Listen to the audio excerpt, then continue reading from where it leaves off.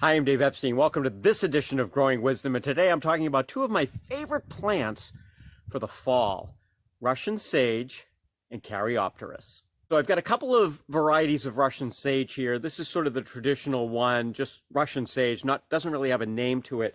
And the other one I have, it's a smaller variety, and we're going to show you that in a second.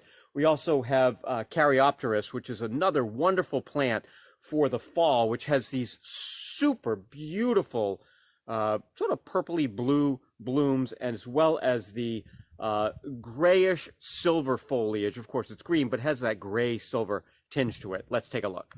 Two varieties of Russian sage to talk about. This is the first one. Again, they both have that sort of bluish silver foliage, which I really like. This is Blue Jean Baby. It's a little bit of a smaller Russian sage. It loves full sun. It does not want to be in wet soil. It's not going to flower very well in the shade. And then we have this particular variety here.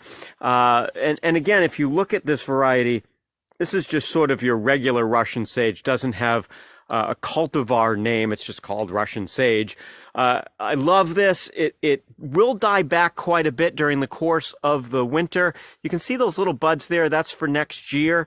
Depending on how cold it is, just like we talked about with Caryopteris, will depend on how much it dies back. Some years it tends to start leafing out from a higher level than other years. But again, zone 4 to 9. So those of you in the warmer zones, it's going to leaf out higher up and be a little bit of a bigger plant as well. But both of these love full sun. Don't let them dry out completely, but they are drought tolerant and provide some really nice color during the course of the fall.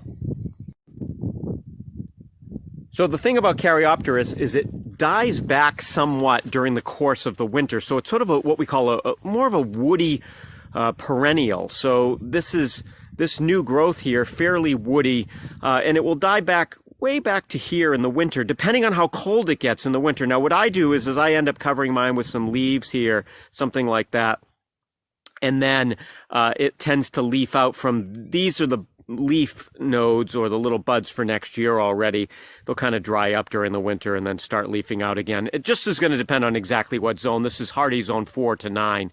So if you're, in the warmer zone, it's going to leaf out from a much higher spot. So notice the beautiful blue color. This is called Dark Night.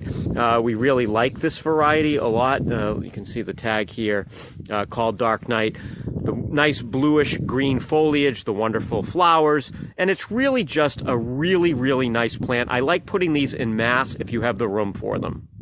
There you have it, some wonderful plants for this time of the year, when I'm filming this anyway, September. The bees will definitely love these, and they will provide a pop of color as you get ready for fall. For Growing Wisdom, I'm Dave Epstein.